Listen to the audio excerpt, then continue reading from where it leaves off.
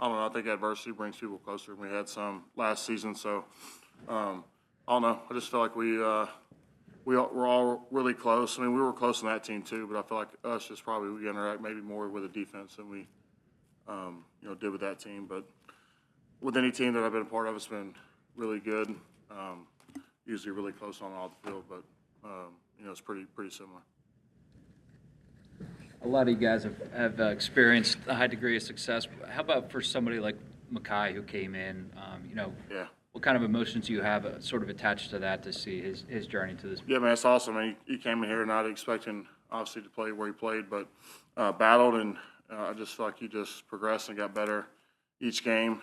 When you have a guy that big and can move like that, he can play very dominant football. So yeah, I'm very happy for him.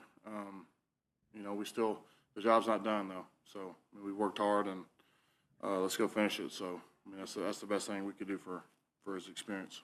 Go finish it. You've been more open, public, available this year than some of the past years. Was that a deliberate effort on your part? Is it because Kelce's not here and you're kind of the spokesman?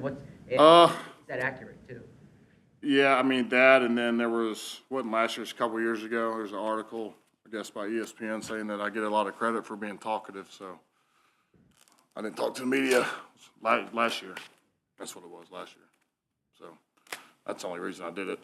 And, yeah, I mean, I would talk some, but I don't know, that year, I don't know, that article pissed me off, so that's why I did that.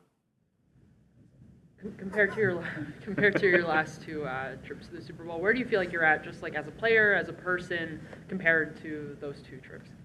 Yeah, I mean, after being to both of them, I mean, there's a lot of stuff going on. I think it's good for the fan experience, for everybody to enjoy themselves, and that's what it's for. But when we're there, I mean, it's like I said, we didn't finish what we started a couple years ago, and we have a big chance to go play well and do something special. So that's on our mind. But really, I think for me, I don't try to get caught up in the emotions of it. I just see it as something in my way, and we got to find a way to get out of our way. Lane, I apologize if you've been asked this. How do you handle halftime, and how have you learned to handle halftime of a Super Bowl? Well, I guess you get a little bit more time. So I mean, usually we're in there trying to use the restroom and eat a banana and take a few coaching points, but. Yeah, you will have a little bit longer to adjust, and we didn't do that last game. I feel like we had a complete meltdown second half last Super Bowl. So, yeah, I mean, like anything, we can game plan, all we want, but it's really how we adjust between each series and really the halftime. So, us having a little bit more time to do that would be awesome. I mean, do you worry about getting stiff or tight or cold? No, hell no. Okay. At this point, yeah. At times, they'll put Chris Jones outside. What's that like going from like an edge rusher to then a tackle outside? Better strap up. Man, he's a bigger body, but yeah, he's one of the guys that can really go out there and dominate like he can inside. Yeah, I just think his size, he's 6'6", 315, 320, whatever he is, and being able to bend like he can and do the things he can do. A lot of guys his size don't have that athleticism, so yeah, he's all over the place. And I think he kind of, when he goes into games, he kind of just goes down the line, and we call it pass the offering plate. So, that's what we're looking forward to. Lane, last year, you mentioned the year of silence. What do you think the year of silence proved how you use your voice? I don't know. I don't think, voice and saying stuff like here is one thing, but I think it's your actions about what you do every day when the cameras aren't here and, there's nothing to be, said about you. So I don't know. We spent a lot of time in here, and so the day-to-day grind, is something that you can really you can get everything out of the player. You can see everything they go through. I think that's the great thing about our sport is everything's out there on the table. Your effort but really, man, we spend a lot of time in here, and so I think. When I try to lead, I try to do a lot of stuff, one-on-one, have those conversations. It's just kind of how I've always been. How does Spags put stress on you as an offensive lineman? Yeah, I mean, he presents a lot of different looks, and they look very similar. And so he likes to bring a lot of edge pressure. And when they know you're trying to slide to Chris, they'll send something other way to try to mess up your slide. So, I think they're very dynamic with what they do, and they've always played well together. Like they do a good job of working well together. D-line, you look at the linebacker, secondary, they don't make many mistakes. Like they're very detailed what they do. I think earlier this year you might have said you think you wanted to play for a few more years. You've had one of your better seasons. Has your timeline at all changed? And No, I'm definitely not retiring after this game, win or lose. I'm definitely playing next year. So, that's really how you take it, I guess, when you get up in age is take it 1 year at a time. But, physically, man, I feel a lot better than I have, in the past probably a couple of years. I feel really good. And so for being this late in the year, it's usually not like that. So, man, I'm thankful, and, we got a good team here to help us out with all that. See a guy like Cam fill in for, replace isn't the right word, but take over for Kelce and not miss a beat at all. I mean, how kind of remarkable is that? Yeah, I think, just how we evaluate players here, I think Kelce had a hand in that with picking Cam. So I feel like you see a lot of similarities, some attributes of what Cam could do at the second level and Jason. So obviously two different players, but, Jason's been here helping him out ever since, Cam was here, playing right guard in his transition. I feel like he's done, extremely well. He's battled through injuries, but, really I think he does a good job of, ignoring the noise and, not trying to be, Jason Kelce, but being himself and being, authentic. So, I'm proud of him, and, man, he's a tough player too, man. Very tough. I think it was during the Patriots joint practice you talked about how Darren Kennard was having a good offseason. Yeah. You talked about the tackle group. What have you seen from some of the guys like him that haven't seen the field in their development, and have you had those one-on-one development times with them? Yeah, from where DK started, he always had the ability. I just think mentally he's in a different place now, and I think he could go start and be one of the better right tackles in the league, or one of the better tackles in the league. I think he has that much ability. He's 6'6", 330, and can really move. So when you have that type of footwork and athleticism, your stock's rising. I thought he played well when he came in against the Giants. Played really well.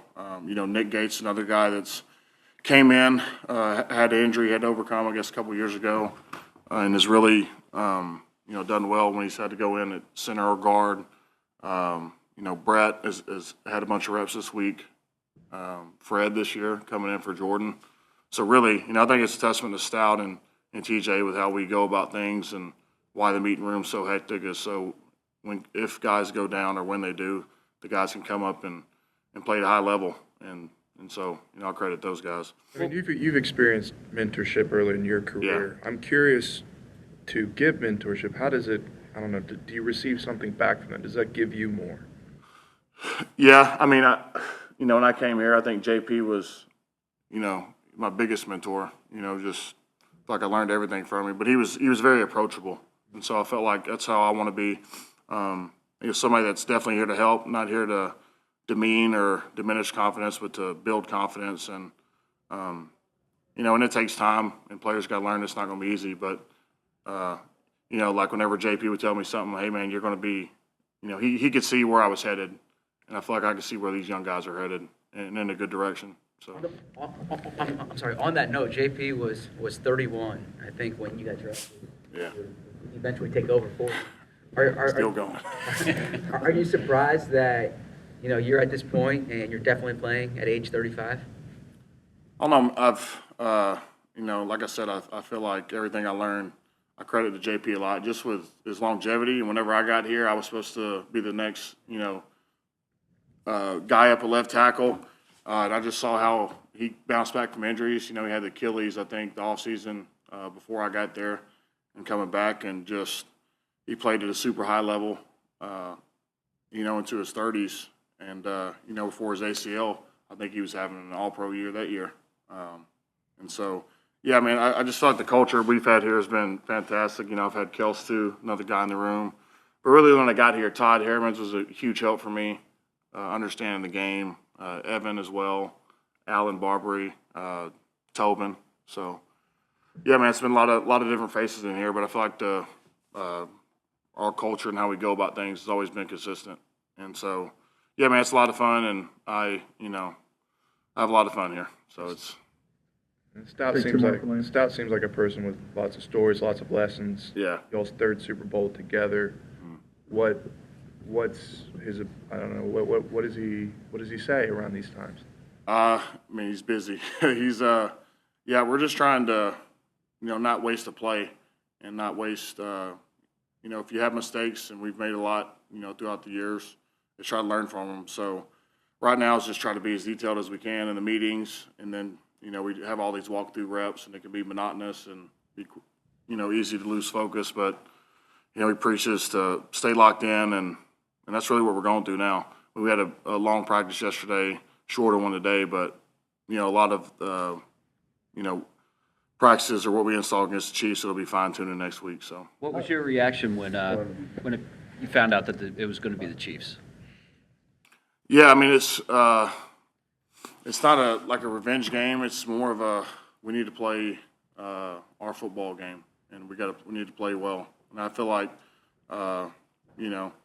last game we had some turnovers, we had some penalties, had some issues, but yeah, when you play a team like this, they're just so good. They don't give the other team anything, and they've been like that just consistently. How is BG look so far through He looked good. He's out there today flying around. So talking? yeah, talking mess. So yeah, man, I was super happy for him. I mean, he talked about it before the NFC Championship that he has. If he won, he was going to have a chance to play. So I know he's excited. Where everybody's excited for him. He broke us down, at the end of practice today. So, I think everybody sees what type of player BG's been, and a role model, and somebody that's consistently bounced back from adversity. And so, yeah, man, we're all excited for him. We're very excited. Thanks, man.